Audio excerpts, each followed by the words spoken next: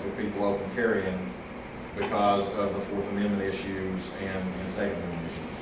And so hopefully, you're gonna have some police chiefs and some sheriffs that are just have an anti-gun bent, that are gonna do everything they can. Midwest City, Oklahoma City, I don't know about Tulsa, I think he's kind of in the middle a little bit, but Lincoln County Sheriff I know is real bad about it. There's gonna be some places where that's gonna happen, but what we want you guys to do, if you know somebody that has an issue, have them call us. We'll get their information between us and OK-02 and GOA. We'll cause a stink about it. That's going to be the way, and unfortunately, you know, that's the way it is. You're going to have to deal with some of that probably, but we'll raise a stink about it. We'll get them educated that they can't push us around just because they have a badge. And I say that my wife's a police officer. Most cops are great. They're going to be fine with this. But if you get that one, let us know. I'll let you know on the afterwards. Okay. And isn't it true if a business still puts a sticker out regardless? Yeah.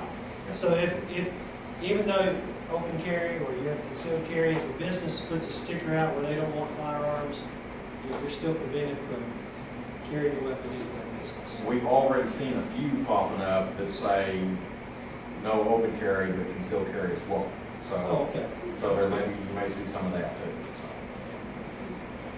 What's the maximum penalty for open carry or any carry without a permit?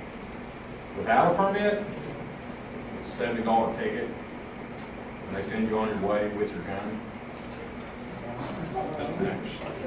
Plus, That's part of what we're No, doing. it's not cheaper than. She's It's doing that. Just drive the speed limit. You'll That's get part, School, that's but one of like- those gotchas and inconsistencies that we're trying to deal with, because they nail you if you've got a permit and you do something wrong. I guess they figure you've been through a class, you know. But anyway, we're trying to get that to where the permit holders aren't, they don't go after them any harder than they do anybody else. Does it look like that, saw what the things was up there, or is that pretty well spot? His question is about the assault weapon ban. Is that going to go through or is it stopped? I think right now it's pretty much stopped.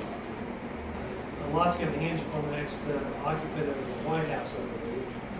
the assault weapons ban currently is stopped. And I just also wanted to mention that if you are carrying without a permit, the $70 or whatever it is the state level infraction. You'd also, most likely, if you're anywhere in town, also be violating the federal law, which is 5 years in prison and the permanent loss of your gun rights forever.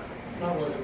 Yeah, again, if you don't have the permit and you're in that gun-free school zone, you're not accepted, there's no exception there, so.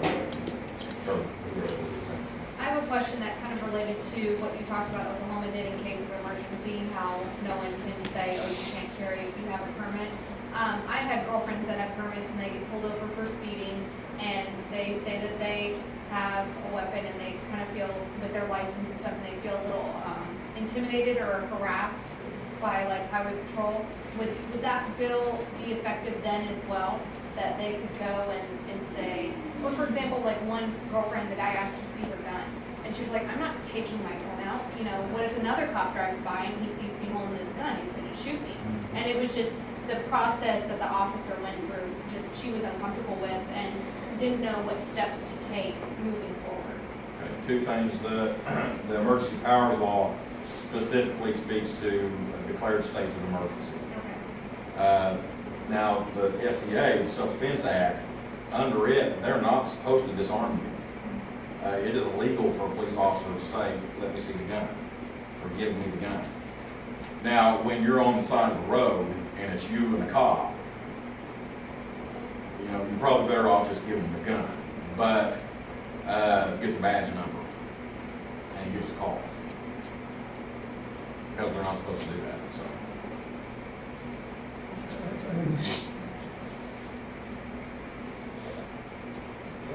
Guess we can wore you out. Enough of anything? I have one question for you guys. I'm licensed under a different license, private investigator's license. And it's a problem on accidentally being seen, weapons. It's not hard to see I'm carrying one because anybody would notice it. And that can be a problem. Is there anything out there that protects us from accidentally? It's not like we're showing the weapon on intention. Where the open carry actually allows that, so. if Not you- under our rules. Well- See, we're under Title 59, we're not under that SDA. See, that's why I'm asking a silly question like No, this. it's is that not there's silly, a because difference. bail bonds can run underneath that too. Talk to me. Yeah. We'll figure something out. That may be something we can run a bill on. Yeah. It's gonna be good. Let me tell you what happened between me and the Washington County over here. When I applied for my concealed carry, they refused my fingerprints straight down. Okay? Each time a different person did it, back when I was in prison. After the third time, I got mad, I grabbed the paperwork and gave it to the court. Walked in the front door, told them I wanted to see who was in charge, and see if this goes right to me. This last white girl I showed you, she wanted you to know she was in charge. She asked what the problem was, and I told her that you could not, Robert Kelly could not satisfy the fingerprints. She said, okay, we'll fix that. She's going to get the guy that did all the fingerprints. There at the, she did my fingerprints. Their supervisor, which was a black gal, wouldn't accept it. That's Had to been, do them again.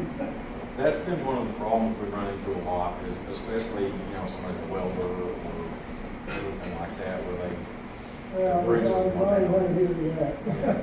but, and that's one, there are a lot of issues that, and as a matter of fact, we are probably going to be having a meeting in a few weeks. We're looking at trying to set a meeting with the director of the OSBI, because we had, the way we're set up, I'm the director, there are 4 deputy directors. One back here, Henry Stahl, back in the corner, but, one of the other ones, Sterling, runs a gun shop in Guthrie, does the classes. He tells his students, when you hit that 60-day mark, start calling them. And he's giving them chapter and verse to quote that in 60, the law says that in 60 days, they shall issue the permit. Even if the fingerprints aren't working right, even if they don't have the background checks done yet, unless they have something that has popped up that needs further investigation, they are to issue that permit at 60 days. It's been running 120 days for most people here lately. So he's been telling them, call them, quote this, and one of them finally got an OSBI agent to say something really stupid. The guy told him, I looked into that, and you're right, it says 60 days, but there's no penalties, so you'll get it when you get it. So an agent of our state's top law enforcement agency just said the law doesn't matter to him. And so we're going to take 2 or 3 state representatives that control OSBI's purse strings, and we're going to go have a come to Jesus meeting with the director of OSBI. We'll see if it works or not. But anyway, all of those kind of situations, if somebody has a problem with fingerprints, if it's been, we had one guy that was 100% disabled veteran from down around Valiant, had to drive all the way to Oklahoma City. It's been 7 months, and he can't get them to tell him anything. So all of those horror stories, if you have one or you know somebody that does, get them in touch with us, because next year, the year after, whenever we finally get a constitutional carry bill on the floor of the legislature, we want there to be a stack of paper that tall on the guy's desk that's debating it, saying, this is why we need constitutional carry, this is why the OSBI needs to be taken out of this. It's because they're doing a lousy job.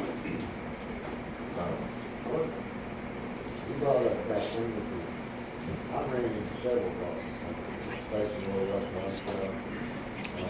one lady disabled, GBI, I read on it.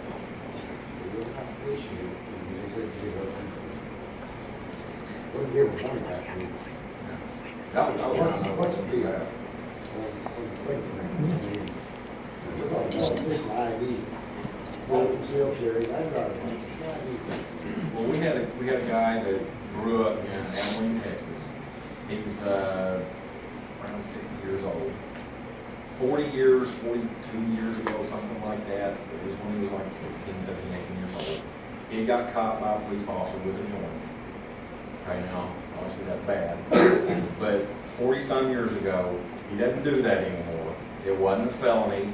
As a matter of fact, they gave him a ticket. He'd forgotten all about it. And somehow OSBI dug that up and they rejected his application, not because of the joint or the ticket, but because he didn't tell them about it. And they sent him a nice little letter saying, this is why we're not going to give you a license and why we're keeping your $100 anyway.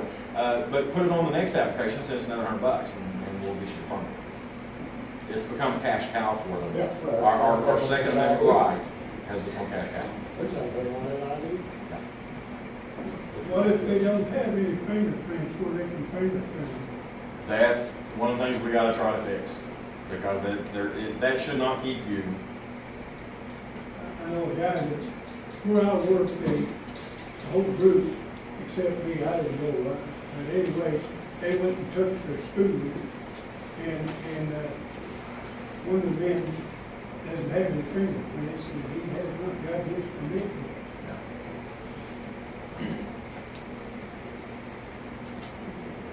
Okay, well, we appreciate you guys coming out. We'll stick around if you have any questions for myself or Tim, feel free, but thank you for coming out and showing how you think